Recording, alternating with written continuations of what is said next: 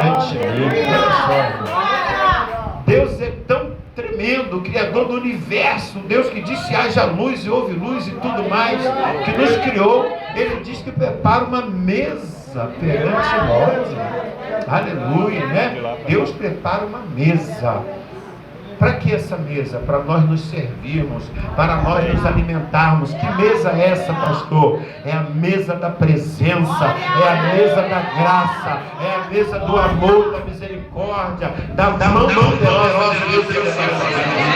Então não temos nada que deixar ou procurar, ou vou ficar faltando, tudo é perfeito.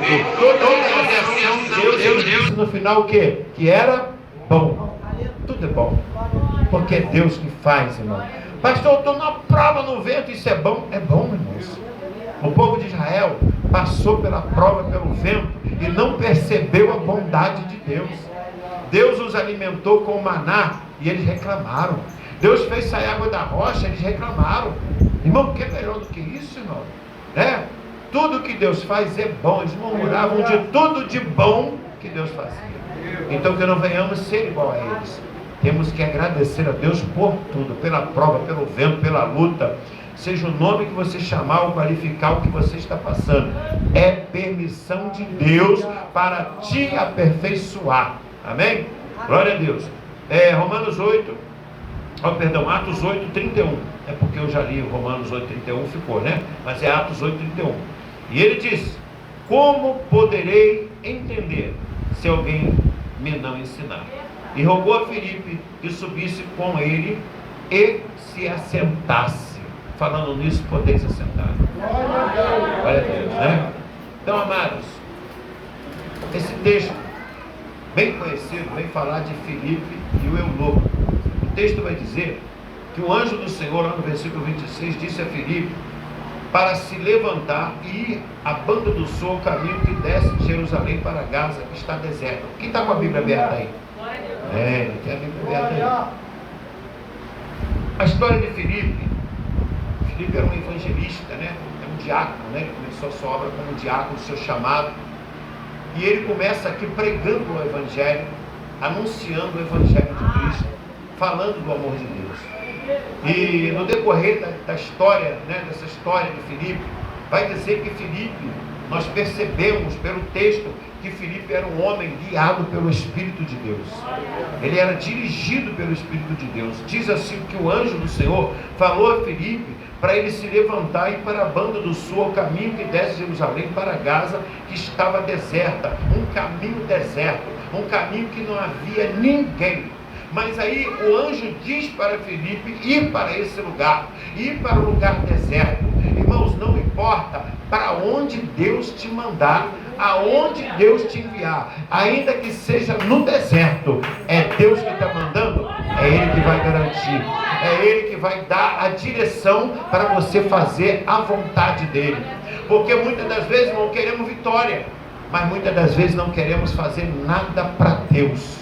Ainda questionamos: Senhor, deserto, tanto lugar cheio de gente, uma cidade grande, uma cidade habitada, e o Senhor me manda para o deserto. Se Deus te mandou, é porque Ele tem um propósito na sua vida, amém? Aleluia. E diz que ele se levantou e foi, e eis que um homem etíope, eunuco, mordomo-mor de Candace, rainha dos etíopes, o qual era superintendente. Esse homem era superintendente, era o tesoureiro-chefe daquela rainha, e ele cuidava de todas as suas finanças, de toda a sua riqueza, de todos os seus bens. E diz que ele regressava de Jerusalém. Olha só, e lá no seu regresso, né, no versículo 27 vai dizer que ele estava indo a Jerusalém para a adoração. Esse homem, embora ele era etíope, ele não era judeu, mas ele admirava o culto judaico, a adoração que os judeus ofertavam para Deus, mas ele ainda não conhecia a Deus como nós conhecemos. E diz que ele, na volta, lia o profeta Isaías.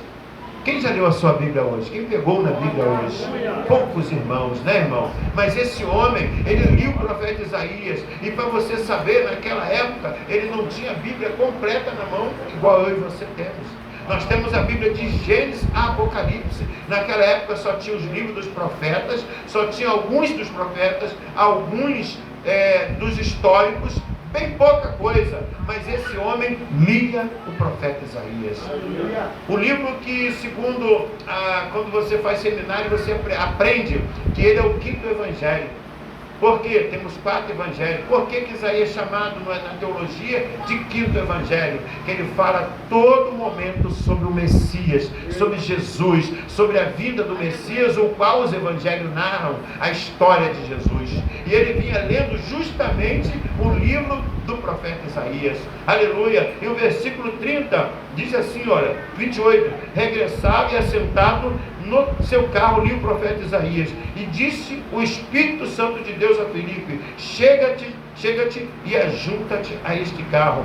30, e correndo Filipe ouviu que lia o profeta Isaías, disse, entendes tu o que lês? Havia um hábito naquela época das pessoas lerem a palavra, lerem as escrituras em alta voz. E diz aqui que Filipe ouviu o que aquele homem lia. Ele estava lendo em alta voz. E o Espírito Santo diz, aproxima-se desse carro. Quando Filipe se aproxima daquele carro, ele ouve aquilo que o homem estava lendo, o texto que o homem estava lendo, que era Isaías 53. Ele para, escuta aquilo que o homem estava lendo. E o 31 que nós lemos, ele disse, como poderia entender se alguém me não ensinar? As pessoas estão tão sedentas de Deus, irmãos, que elas querem que eu e você fale de Deus para elas. As pessoas estão quase gritando na rua, eu quero Deus, eu preciso de Deus. Até mesmo dentro das igrejas, as pessoas estão sucumbindo, pode botar fundo musical, sucumbindo na fé, porque elas estão esquecendo de falar com Deus. Quer falar com Deus? Leia a palavra dele. Quer conversar com Deus? Leia a Bíblia. Quer ouvir a voz de Deus? Leia a palavra de Deus. Aleluia. Muitos crentes estão vazios dentro da igreja porque esqueceram a palavra de Deus. Você pode até dizer, pastor, eu trago a Bíblia para a igreja. E daí? Se você não ler a Bíblia, você apenas estará carregando a Bíblia para a igreja. Você apenas estará transportando a Bíblia para a igreja. Muitos carregam na bolsa, outros até nem carregam mais. E agora com o celular facilitou muito para aqueles que não gostam de andar com a Bíblia. O que eu estou querendo dizer, irmão, as pessoas estão aí fora querendo, e nós aqui dentro sem querer conhecer, sem querer conversar, sem querer falar com Deus, sem usar a nossa Bíblia, sem ler um versículo no dia. Isso é, irmão, uma coisa absurda para nós como cristãos, porque a comunhão do cristão com Deus é através da oração. Mas se você orar e não ler a palavra, você está faltando algo na sua vida, está faltando uma parte da sua vida, a metade da sua vida, vamos dizer assim. A esse homem, ele lia e não entendia. Talvez dentro das igrejas tenha pessoas que leiam e não entendam. Por quê? Porque não buscam o conhecimento de Deus, não buscam a vontade de Deus para a sua vida. E esse homem diz que ele lia o profeta Isaías. Como esse homem estava sedento de Deus, ele ia em Jerusalém adorar. Embora os etíopes adoravam outros deuses, mas esse homem saía da sua cidade. Ele tinha um cargo muito importante. Melhora esse som para mim, por favor, que está forçando minha voz, dá uma aumentadinha para mim. Então esse homem, por favor, ele saiu da sua terra natal e ele tinha um cargo muito importante. Ele era tesoureiro-chefe daquela mulher. Diz que ele lia no seu carro. Aquele homem tinha muitas regalias, prerrogativa como um cargo tão importante. Ele era um homem principal e importante para o reinado de Cândace, que era a rainha dos etíopes. Mas ele saía da sua pátria, ia para Jerusalém adorar o nosso Deus. Como eu e você saímos da nossa casa para adorar a Deus.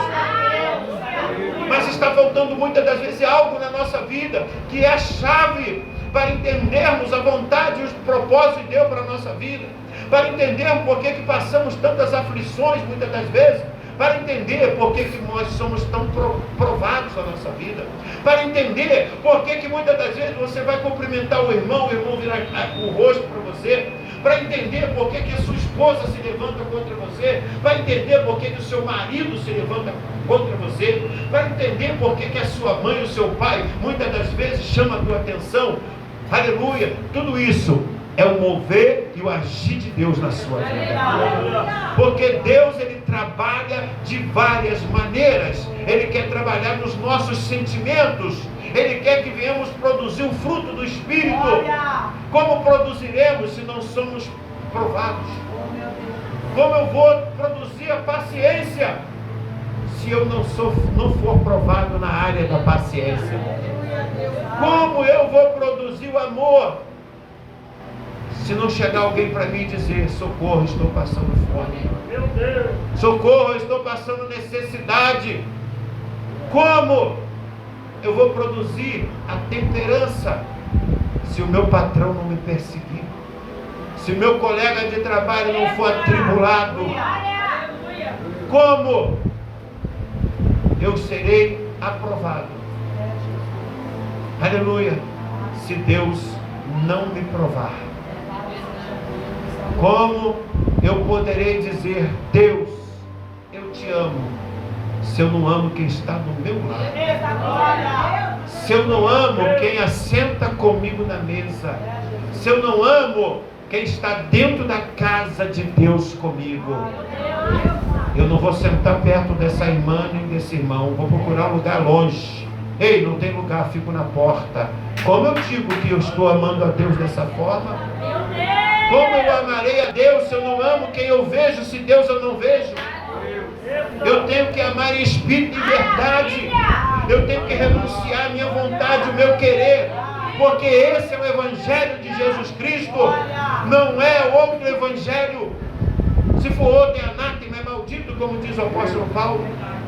Deus, Ele prova a nossa fé de várias maneiras. Se um chefe não se levantar, Deus vai usar um colega de trabalho para te perturbar. Se o chefe e o colega não se levantar, Deus vai usar alguém dentro da igreja. Aí você vai dizer: mas aquele irmão não era assim. Ei, é porque Deus está te provando. Se você é crente mesmo, se você é fiel a Ele, você vai dizer, sabe o que para essa pessoa? Pai, perdoa porque ela não sabe o que fala. Não foi uma das últimas palavras do mestre lá na cruz? Pai, perdoa porque ele não sabe e ela não sabe o que faz. Pai, perdoa porque muitas das vezes eu sou pior do que ela. Eu sou pior do que ele. Eu digo que ele é fofoqueiro, eu sou pior do que ela. Não foi o que Saul falou para Davi? Ei, tu é melhor do que eu. Saul se achava o cara. Mas quando ele viu que Deus era na vida de Davi, Davi não se vingou dele, podendo matá-lo na caverna, ele disse: tu é melhor do que eu. Aleluia. Glória a Deus. Porque ele reconheceu em Davi o fruto do Espírito de Deus. Como eu posso dizer para as pessoas que eu sou cristão, se eu vivo pior do que o ímpio?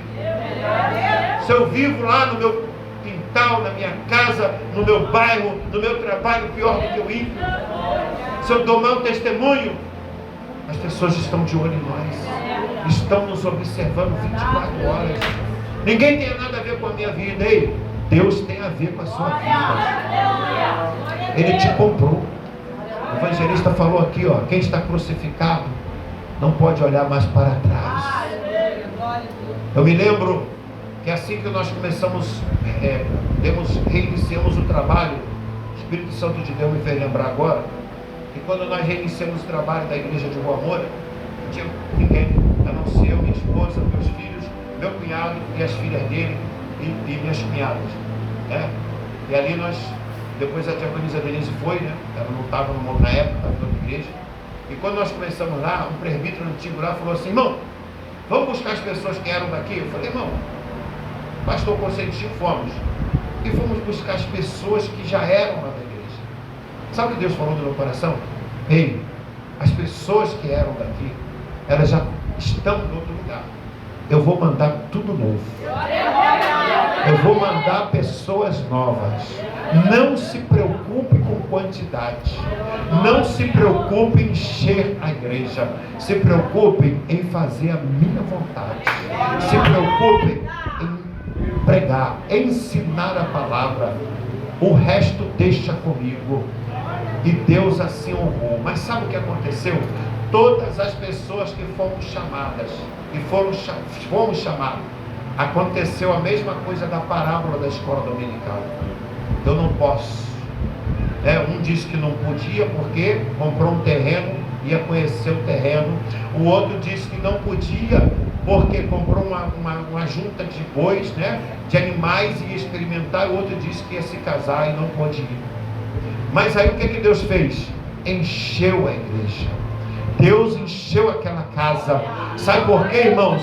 O meu dever e o teu dever é falar de Jesus.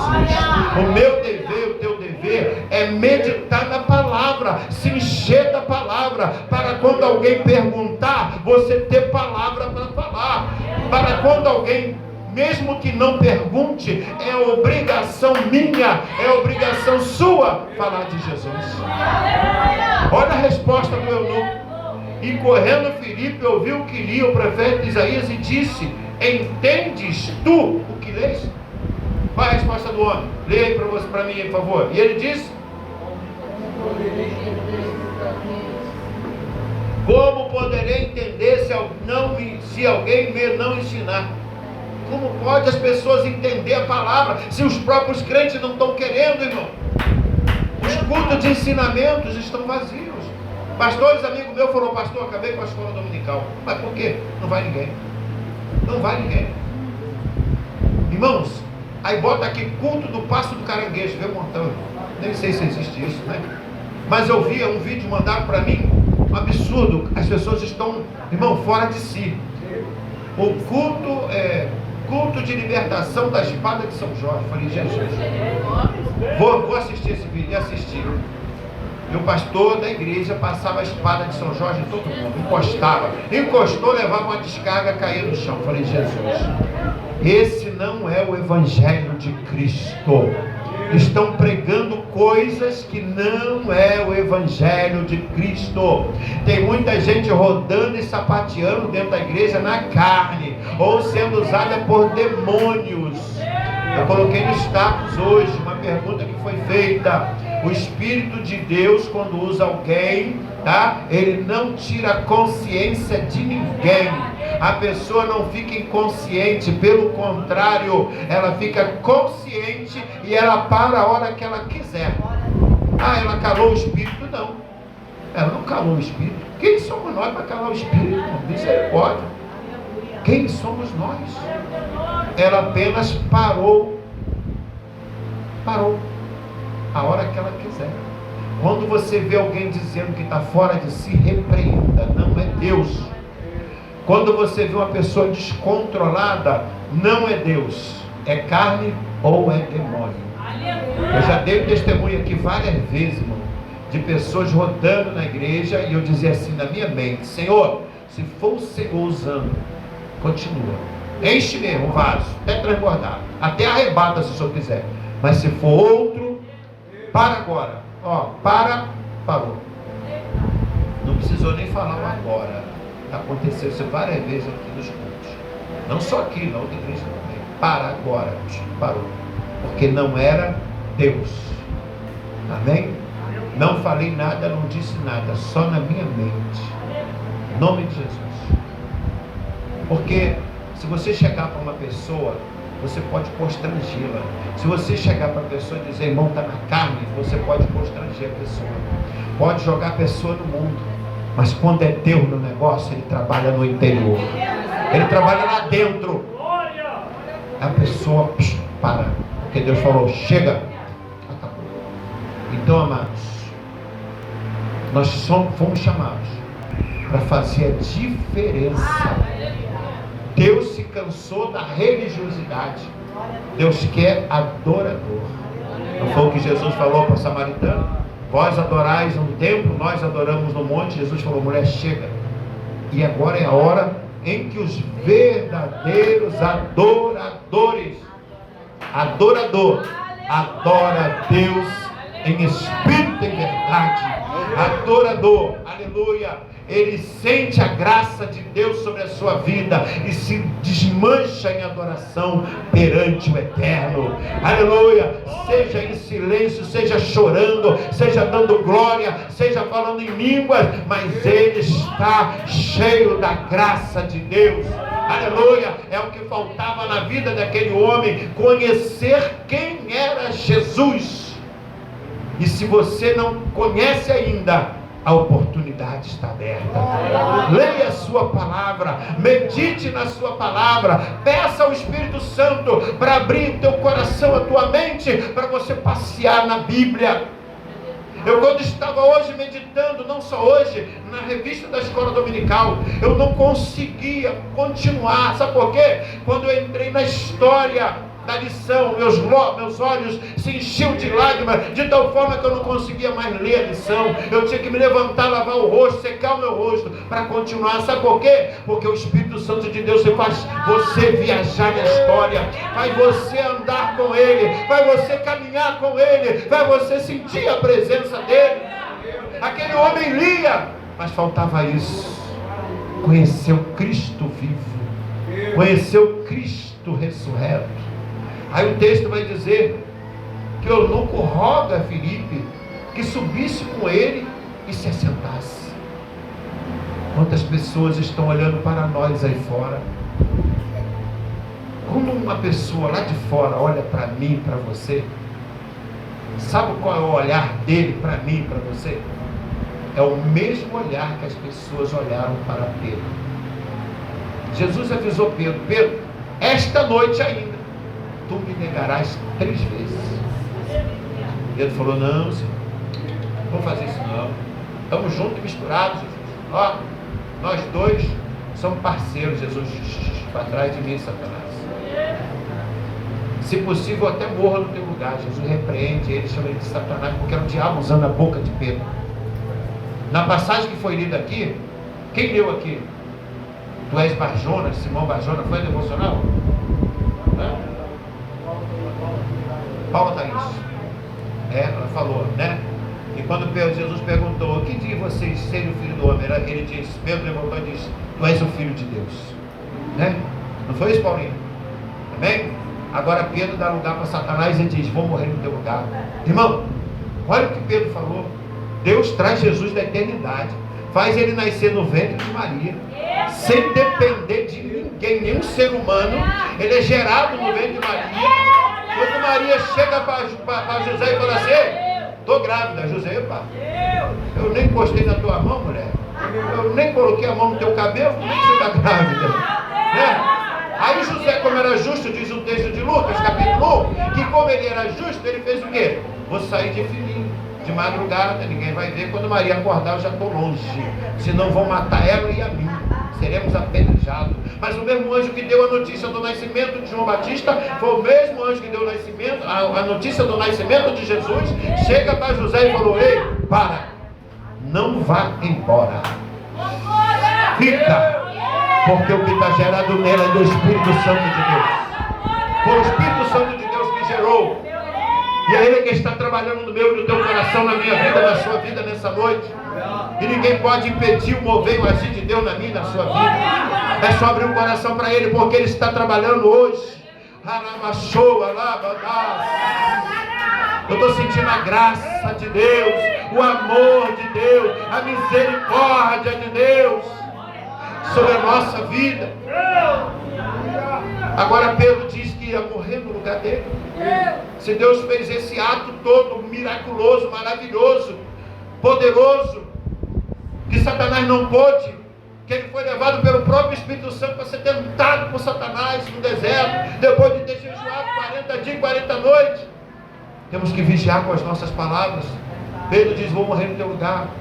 Aí Jesus vai veemente, impetuoso, incisivo: para trás de mim, Satanás, que me serve de escândalo. Eu creio que Pedro murchou naquela hora, né? Naquele momento falou: caramba, não vigiei, né? Mas aí, quando a sociedade lá fora olha para mim e para você, olha da mesma forma que olhou para Pedro, quando Jesus estava sozinho no pátio sentado.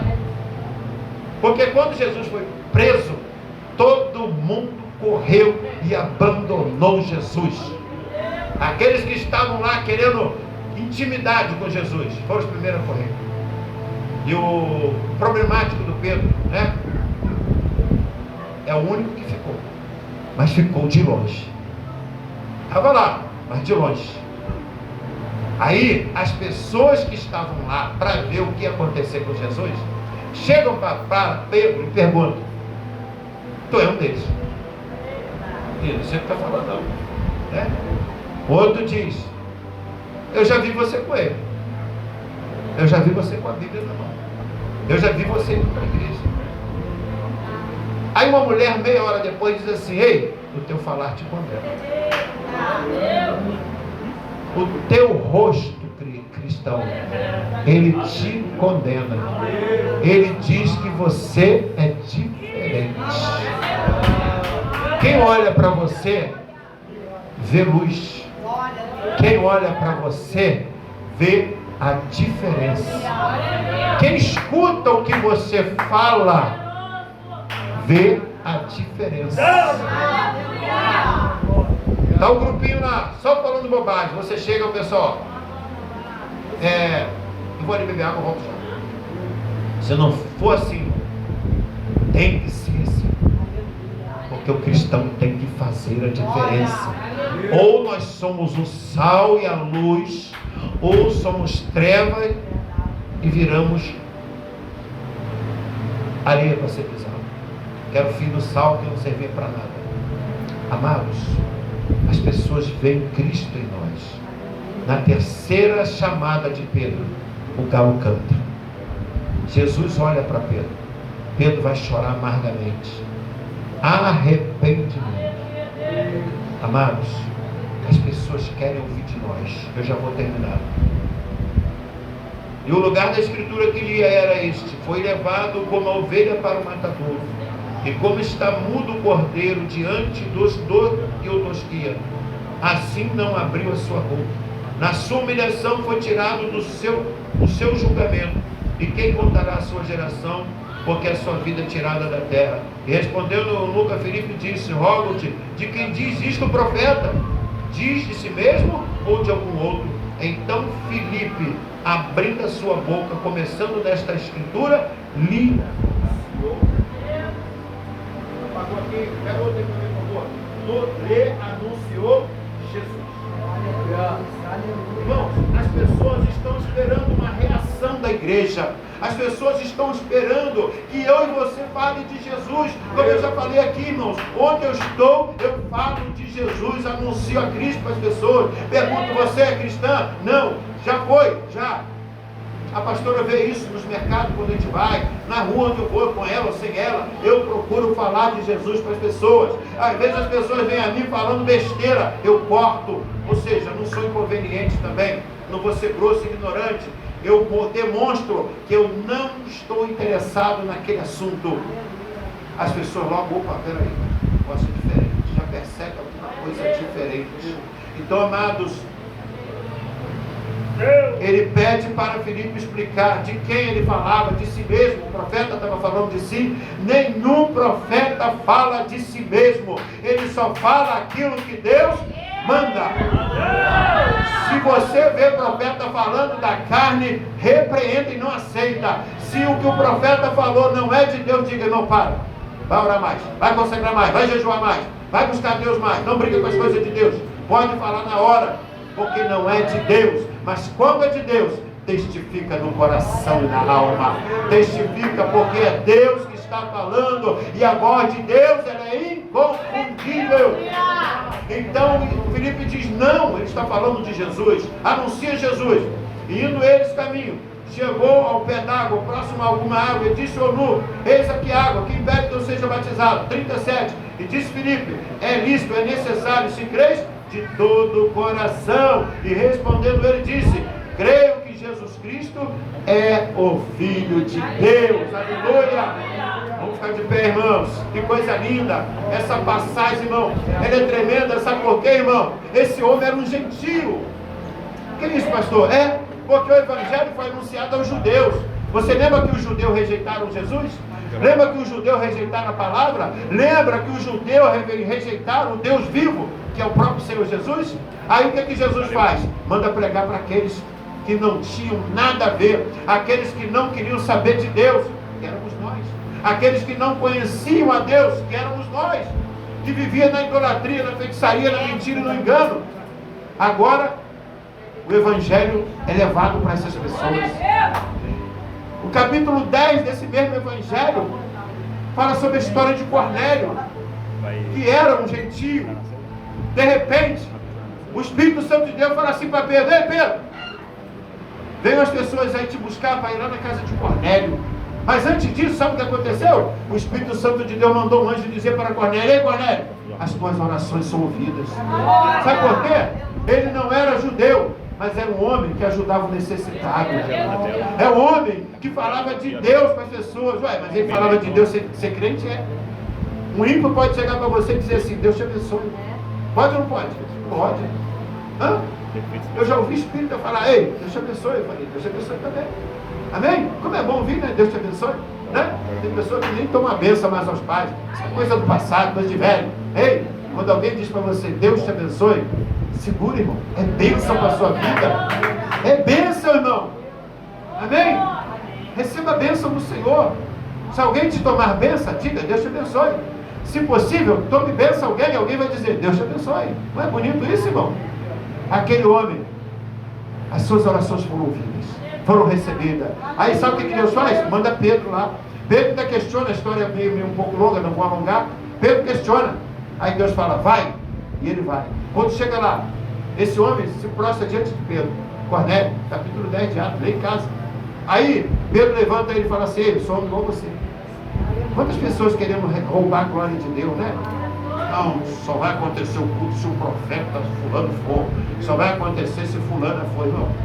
Quem tem que brilhar é Jesus.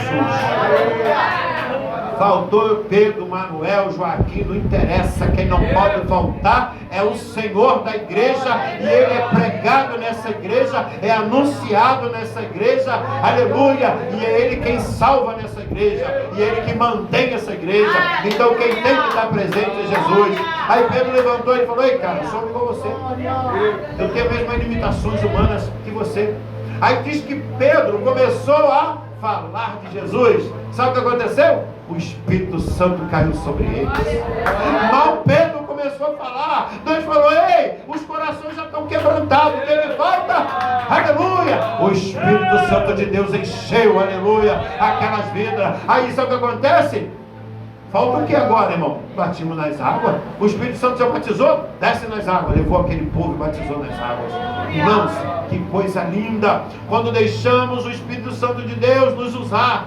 Aquele homem, ele mesmo sentiu o desejo de se batizar. Qual era a condição para ele se batizar? Crer no Filho de Deus, que Jesus Cristo é o Filho de Deus. E imediatamente, aquele homem foi batizado. Amém? Dê uma salva de palmas para Jesus. Não esquece do seu compromisso, da sua responsabilidade.